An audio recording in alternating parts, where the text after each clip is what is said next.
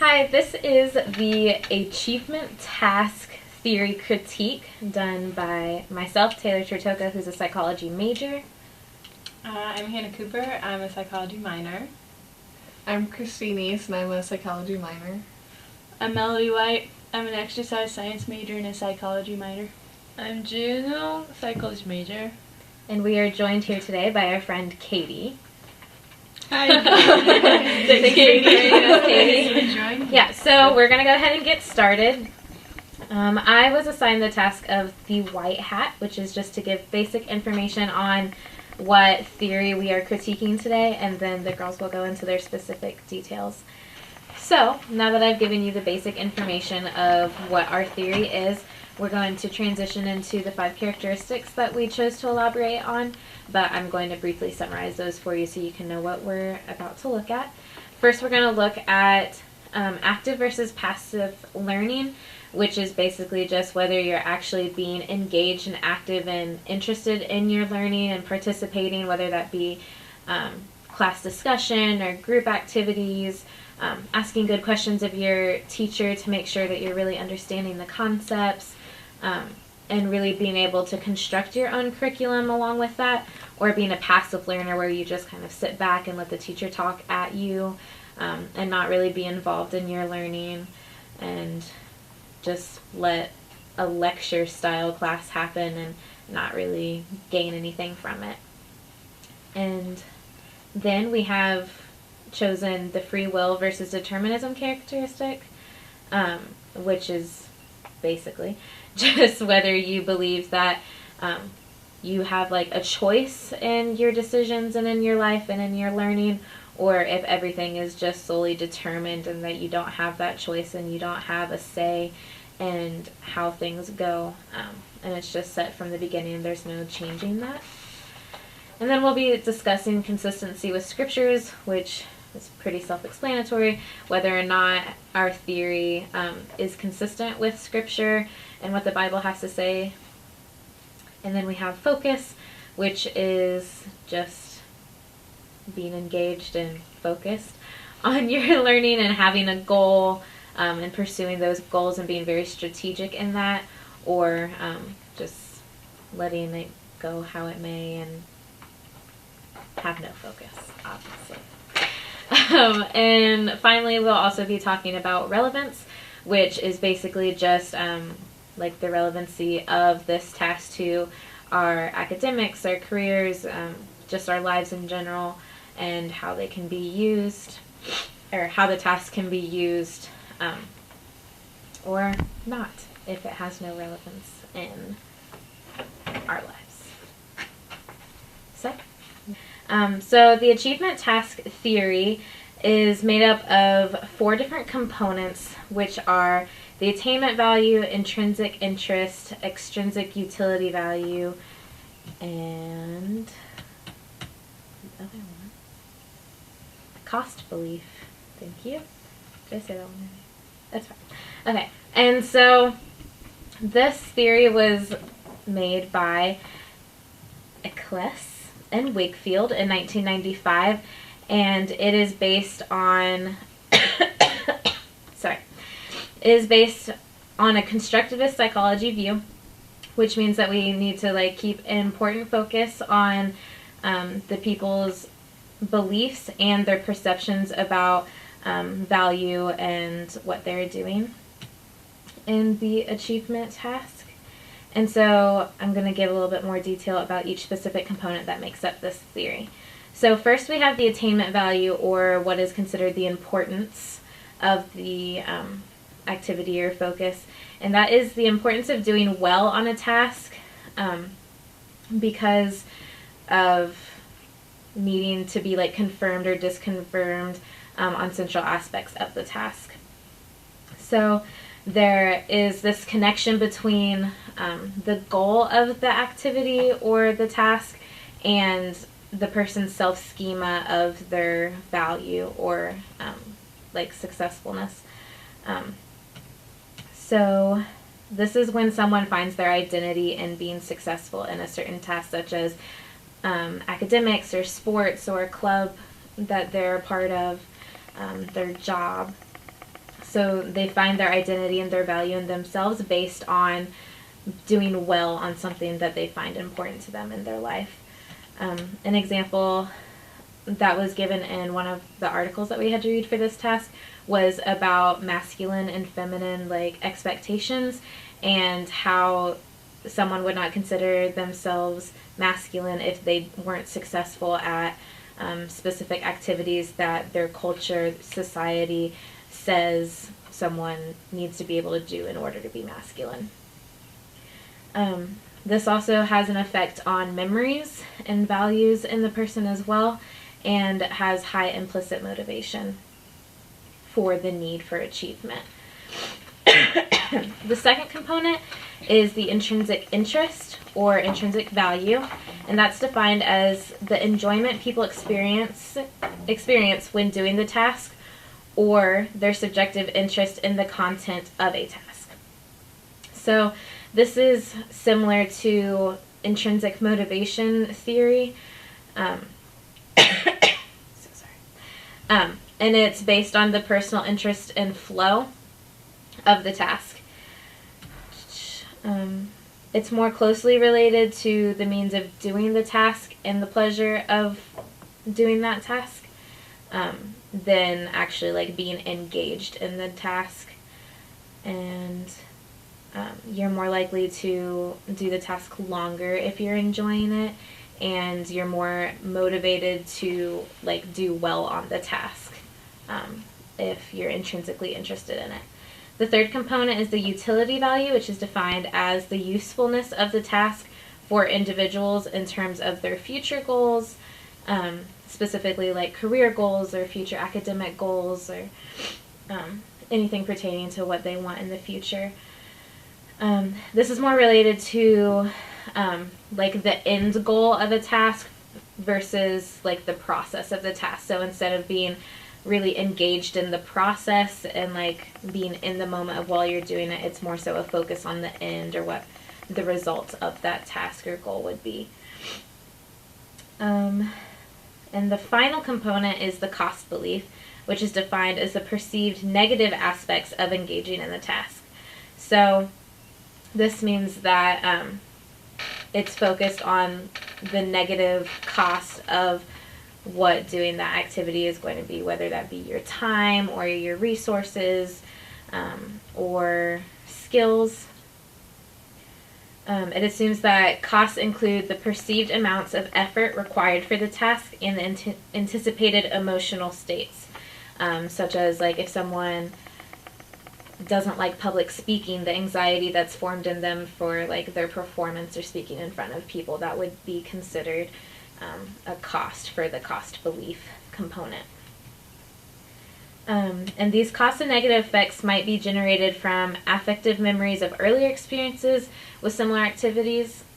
So if a person remembers having a bad experience with a task or activity that is similar to what they're about to do, it might produce those emotional costs even before they do the activity.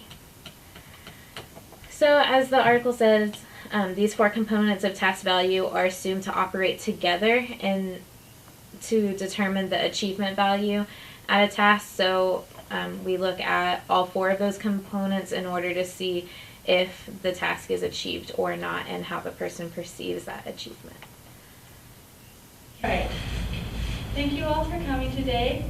Today we're talking about the achievement task values theory, which is a theory in motivational psychology that talks about different reasons that people want to do things, basically, or their motivation. So this theory says that there are four different ways that people are motivated. They look at the attainment value, which is the importance of doing well in a task. They look at the intrinsic interest, or the enjoyment people expect to have during that task. They have utility value, which is the usefulness of the task to their future goals. And finally, the cost belief, which is how much they think they'll have to put into it to get something out of it. So now, Jiyun is going to talk about the yellow hat, or the positive sides of this theory in 5 different aspects. Yeah, first of all, we looked up active versus passive learner in positive perspective way. So this theory can be helpful both active and passive learners. According to this theory, active learners may have choices to make their own decision and control what they are control what they want to learn and what they think important for them. So if they get frustration to make their choice, teacher may help them to encourage or give some advice on their choices as a guidance. And it will lead them to more perform well and learn more and more cognitively engaged in their learning. For the passive learners, teachers may offer rational reasons such as value, importance, and utility of learning based on this theory. Also, teacher can be a model to let them know how the passive learners can accept, use, and apply their learning to their lives with examples. Okay. Thus, this theory helpful for both sides of learners.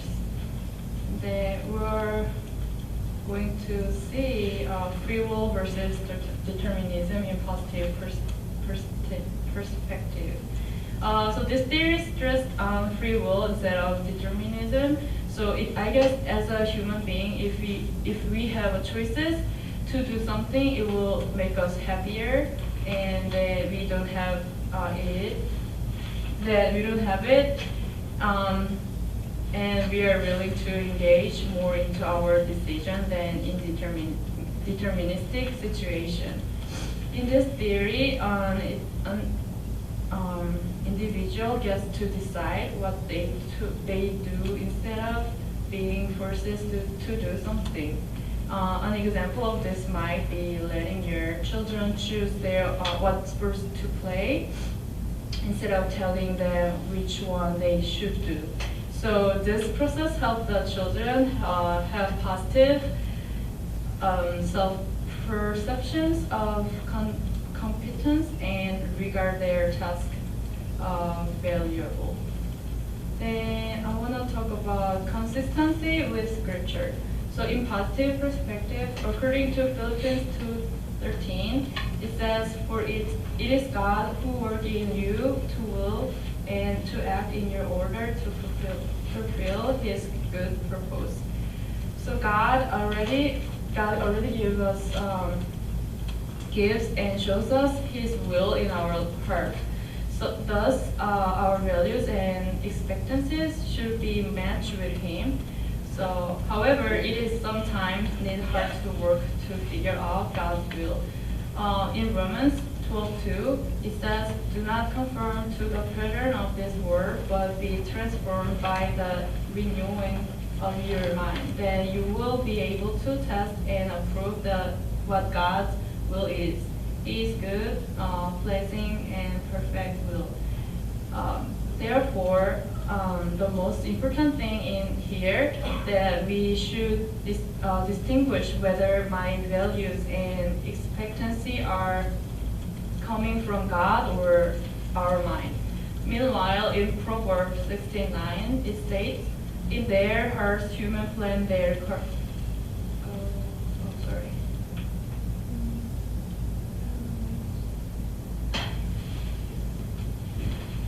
okay. Sorry, guys. Okay.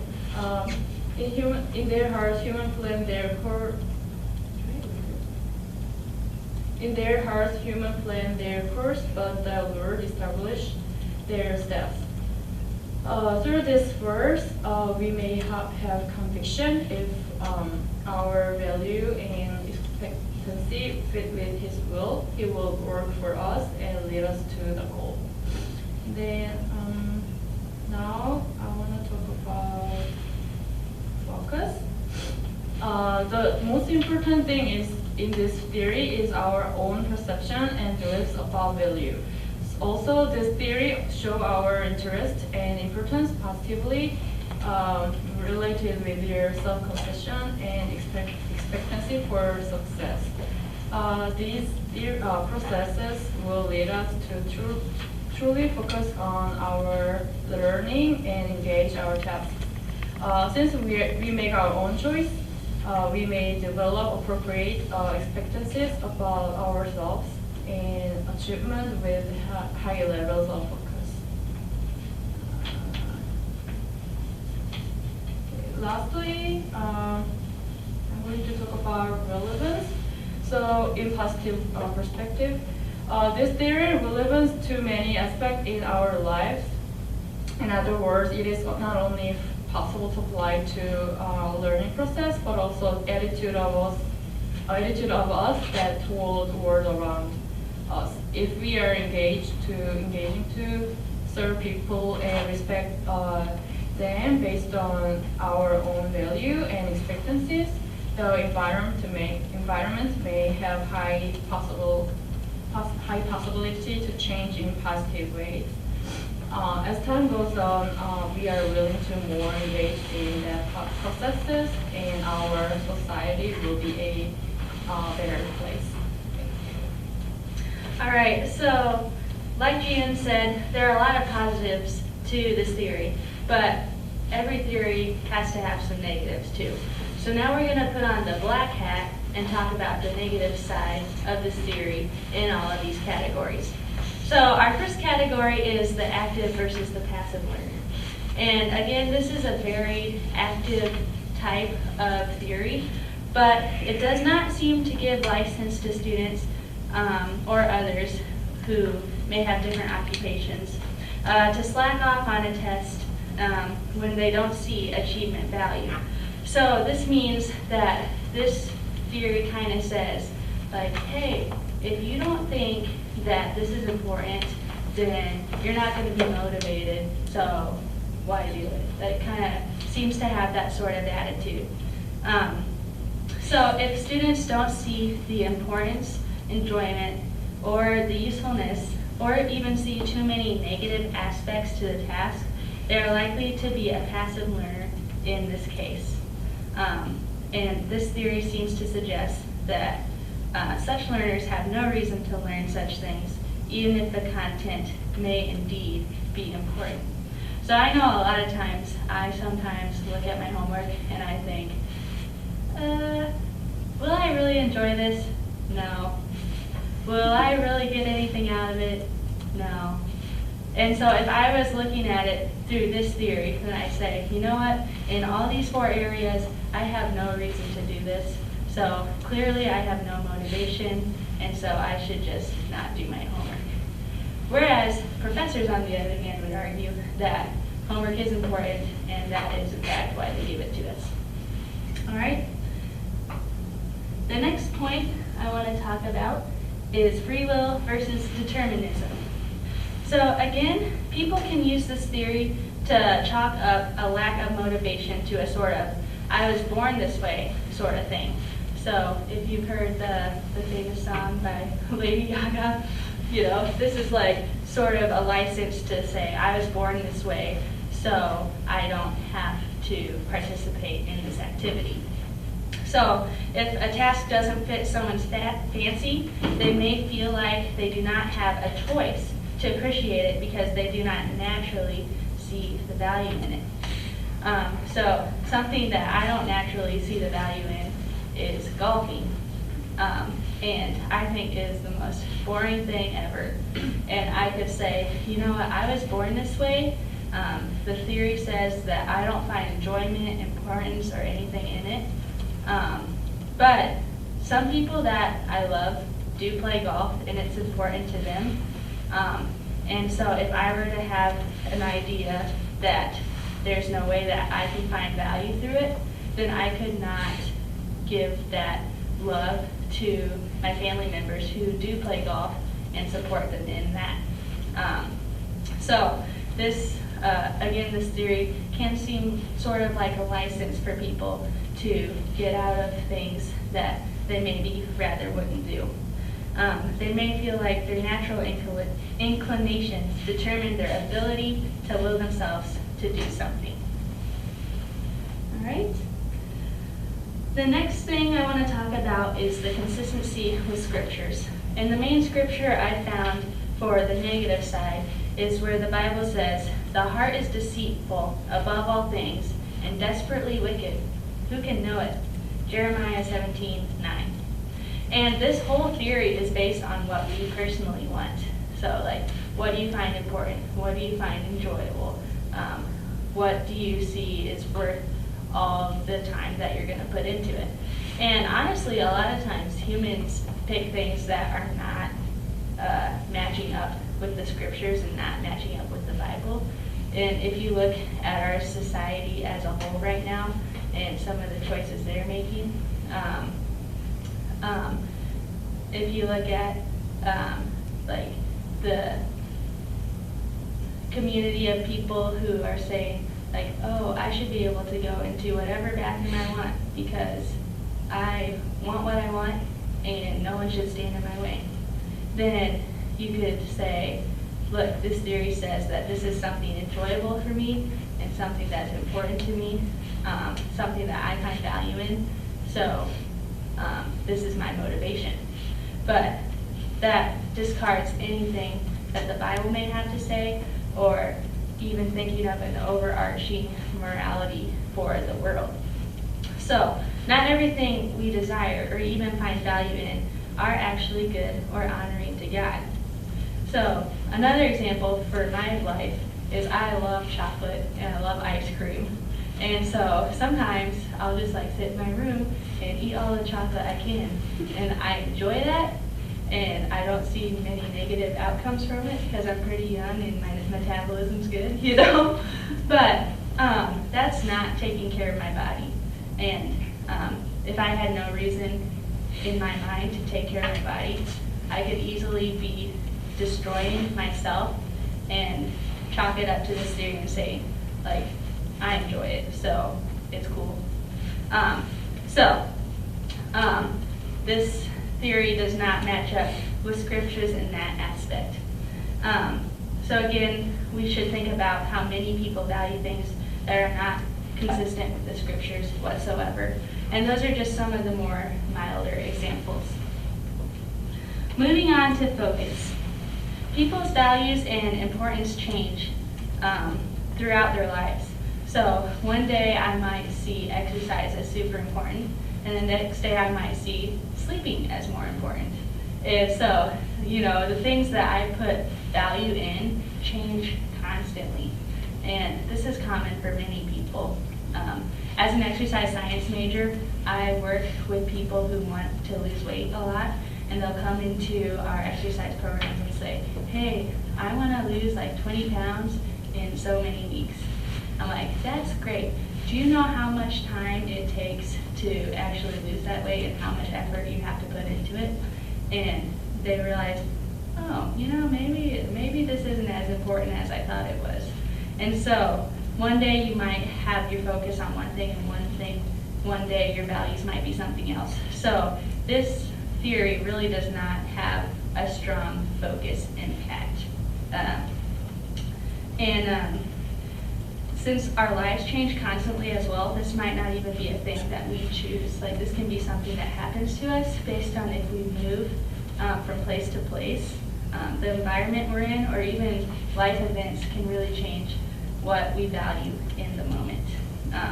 So I believe this is especially true for people who do not believe, like I said, in that overarching set of morality such as Christians have in God. Because we do have that rock that's our foundation and something we can look to be our solid values. But a lot of people these days don't have that and seem like they're floundering. So again, this theory doesn't have a super strong focus on focus. And then finally, I want to talk about relevance and the negative aspects of relevance. So this theory does not really consider relevance on a large scale, such as for a group of people. It's very individualistic about what do you value, what do you find enjoyable, what do you think is too much of a cost-risk assessment. So in a big group, everyone's going to have different values and everyone's going to have different things that they enjoy or find useful. And so having this theory apply to a big group really is not super relevant for everyone. This theory seems to suggest that any goals set for many people could easily not be relevant for many of them within the group.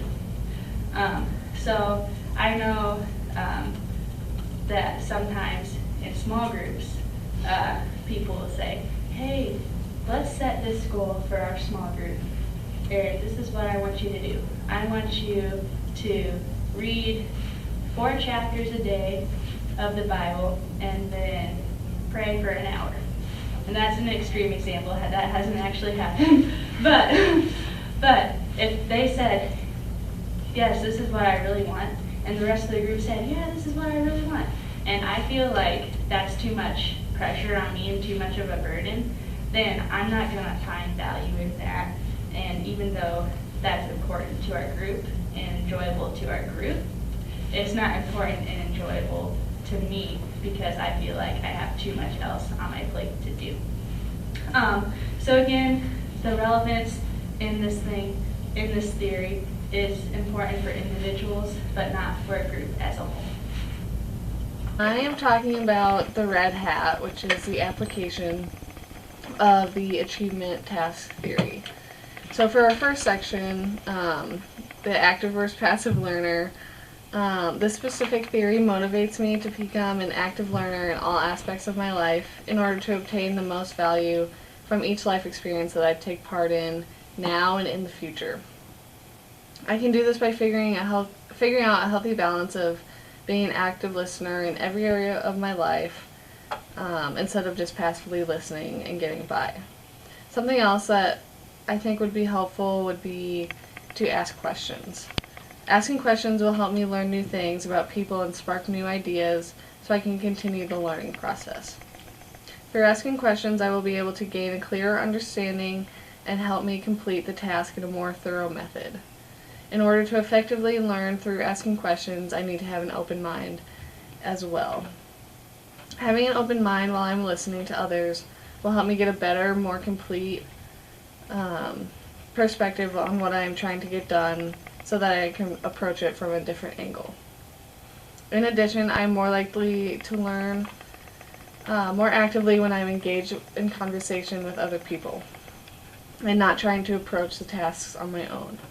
We are meant for community and conversation. Debating about an issue is okay as long as it is approached in a civil manner.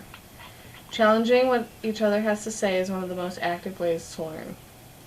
It makes people defend what they believe, and you are able to gain new knowledge from them and vice versa.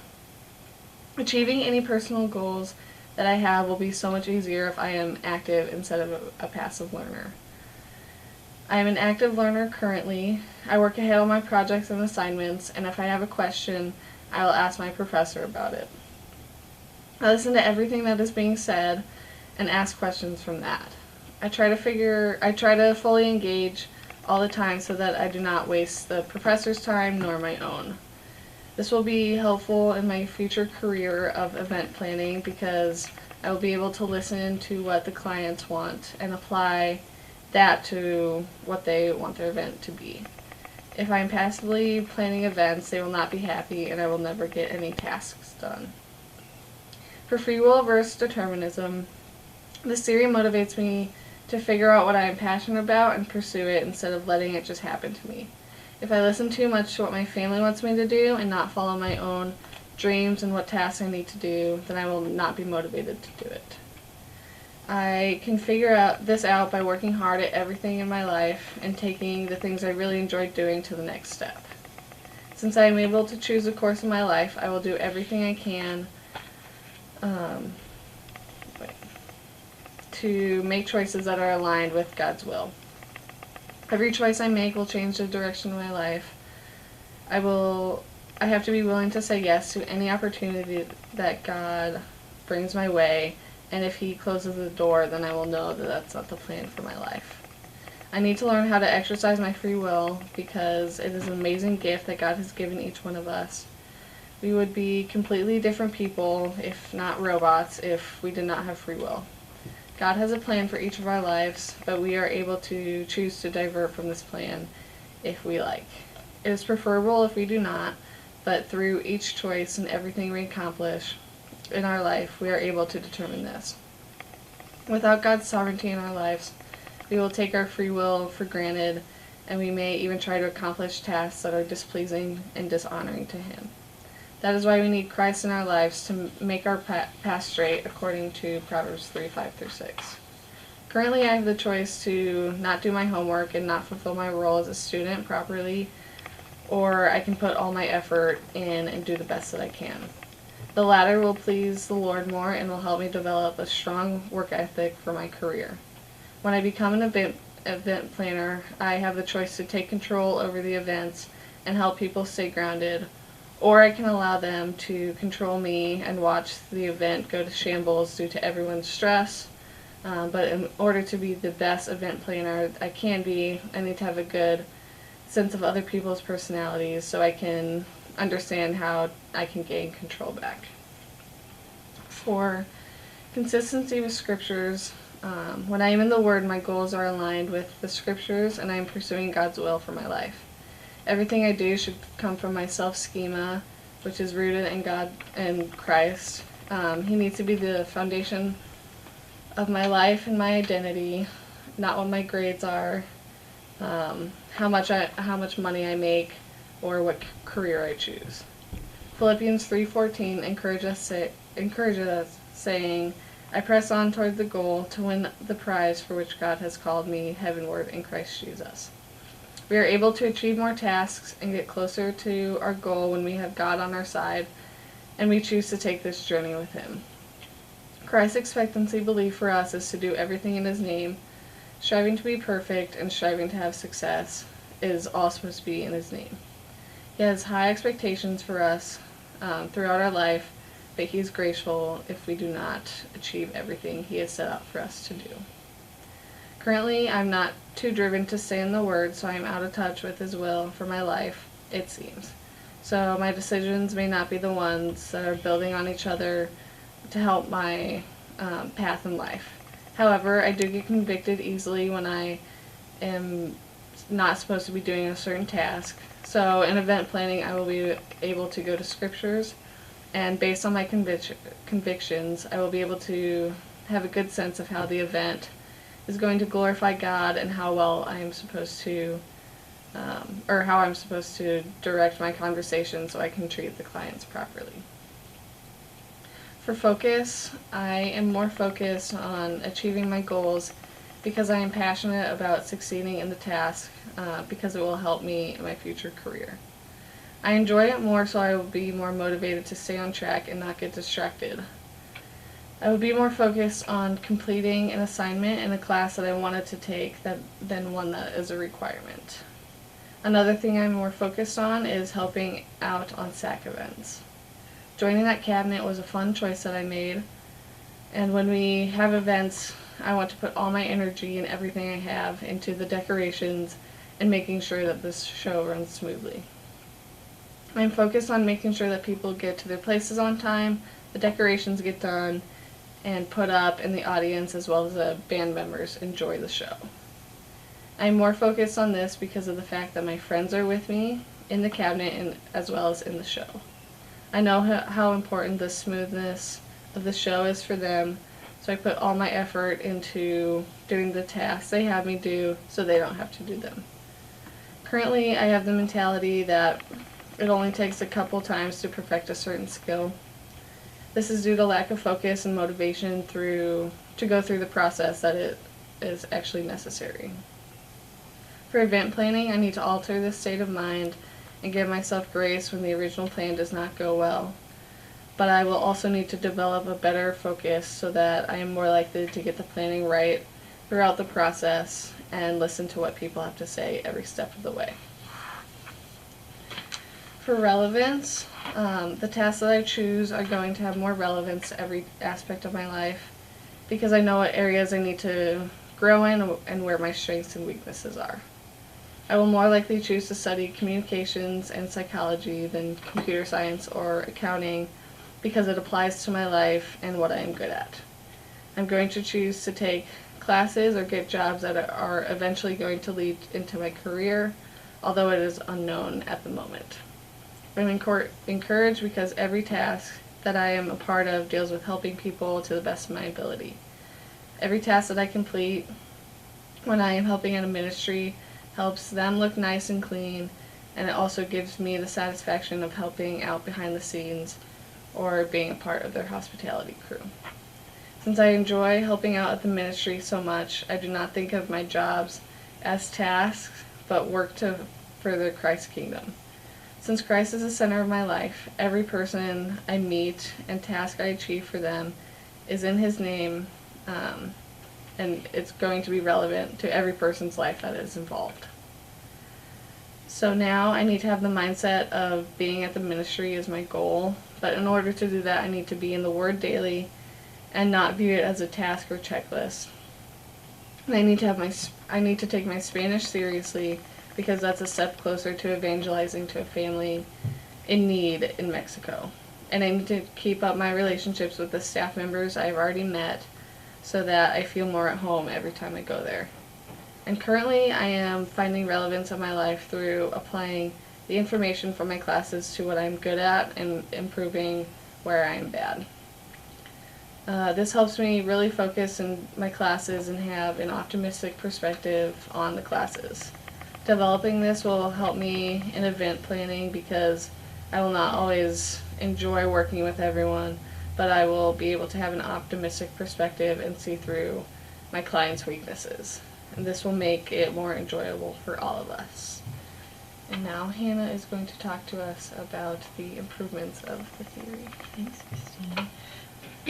So I'm going to be going over the green hats of the article that we looked at, which is the improvements that we think would make it a more well-rounded article.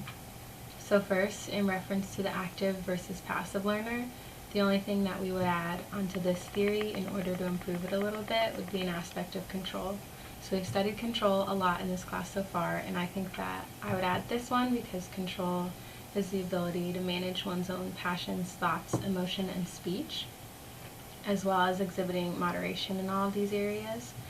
And by emphasizing that we have the ability to choose and to control what we focus on can help us become more active learners instead of just being passively learning all the time.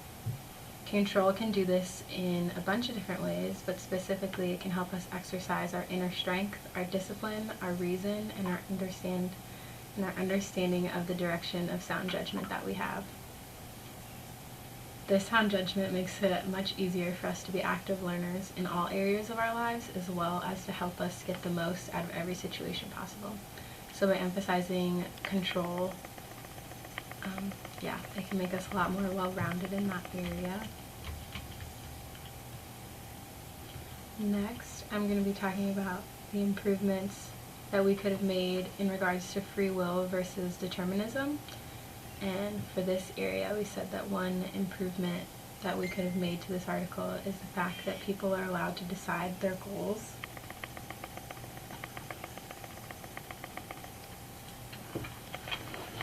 Sorry, we were going to go let Taylor in. So, yeah, people are allowed to decide their goals, and that's a really big thing in free will. And that means that they can lower their standards for themselves as much as they want to. Another improvement that we would make to this one is for people should pursue what they are good at, not what society deems they are good at. And by doing this, it removes the pressure of trying to be as good or to be better than someone else in a specific area. And it lets you thrive in areas that you actually like and enjoy doing, which is a lot more productive. So by choosing to participate in an activity that you are both good at and that you truly enjoy doing, you are more likely to have fun doing it, to do the activity long term, and to gain the most from the activity possible. Some examples of how we can do this today in our lives is by choosing classes that you're interested in or joining activities that you enjoy doing, because even being surrounded by people that also enjoy doing what you do can help you when it comes to free will and sticking to something long term. Next, I'm going to talk about the aspect of consistency with scriptures. One improvement that I would make in this category would be to emphasize the use of conviction when studying the Word of God. By living God's grace through His promises with both consistency and conviction, we can maximize the takeaway that we find in scriptures in reference to this theory. When we use conviction to motivate us to study the scriptures, we are able to keep up with a regular routine which will benefit our lives in many areas as well as just inconsistency with scriptures.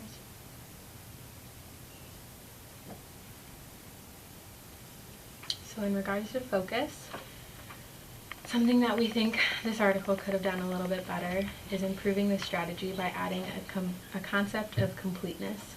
This article talks about how important it is for us to value the things that we're doing throughout our lives. So completeness suggests that having balance of ideas or our tasks that we choose to focus on will bring us unity and wholeness to our lives. And so if we do not live out all the activities with completeness, then we can tend to focus much more on some areas of our lives and very little on others. So let's say we have an activity that we really love doing, we put all our time and attention into that one, then we don't really focus on our classes as much or other things in our lives, then we're not being complete in our lives and the balance can be very off. So by focusing completely on all aspects of our lives, we can create an even balance in our lives and in all the activities that we are involved in, which is very helpful and healthy in putting as much effort into everything as you do with everything else. For relevance, an important area that we think we could improve is to add the strategy of charity in order to make the information relevant to more people rather than just the individual. Earlier we talked about how this theory does not consider relevance on a large scale. Instead, it kind of has a small group of people in mind and isn't very good at being a large scale concept. So charity would allow us to have a commitment to others, to live faithfully towards them, and to God's law. This theory as a whole didn't really consider relevance on a large scale. And for a group of people, therefore, in order to help them on an individual level to find relevance in this article, a more specific approach would have been taken. So an improvement we would have made would be to make it more individual for everyone and helping it apply to different people's lives in different situations. In conclusion, for the black hat or the negative side of this theory, it's not very helpful for large groups of people because it's very individualistic and focuses on what each person wants for themselves, but not necessarily what is good for the greater majority. It also doesn't match up super great with the scriptures because the scriptures say that our hearts are evil and want their own desires, and often those desires do not align with God's. And so when you think of it in the sense of greater morality, this theory does not match up with that either. This theory also has the effect of potentially being unfocused because your values change from day to day. This theory could be bad in the sense of free will versus determinism because you could think, I'm born this way, so I can't change what my values are. And then in the sense of an active versus passive learner, this theory can also be used as an excuse to be a passive learner when one does not find value in the material they're learning.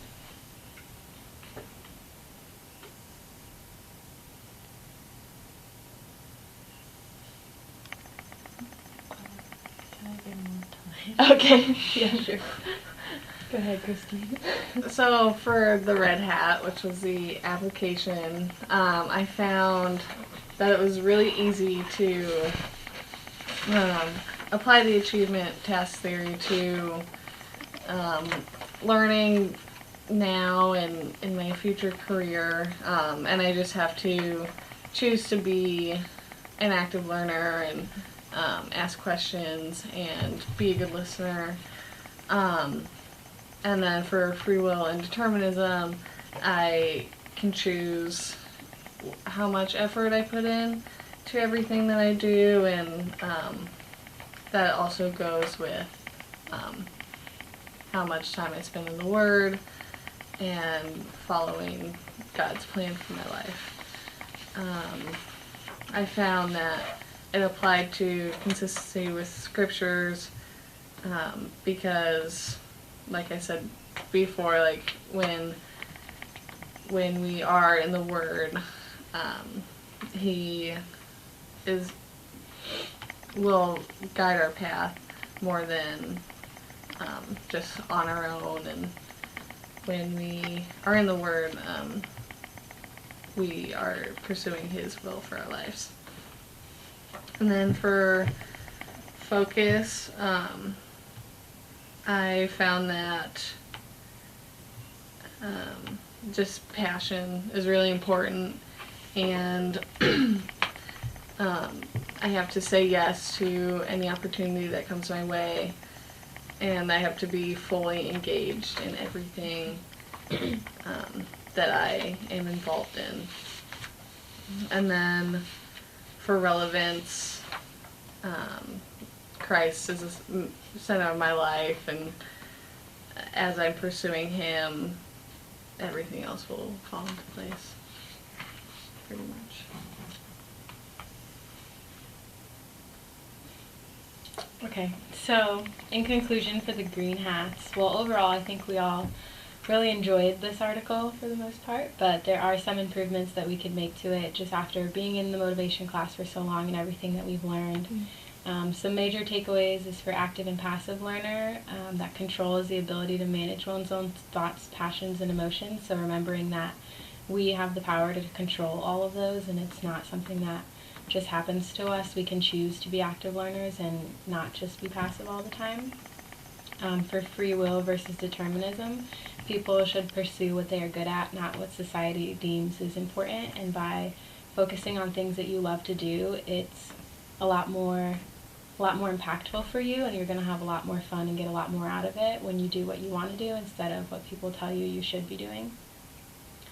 For consistency with scriptures, it's important to remember that when we use conviction to motivate us to study the scriptures, we're able to have a better routine and stay with it for longer instead of just trying to do it all by ourselves and not keeping up with it very well.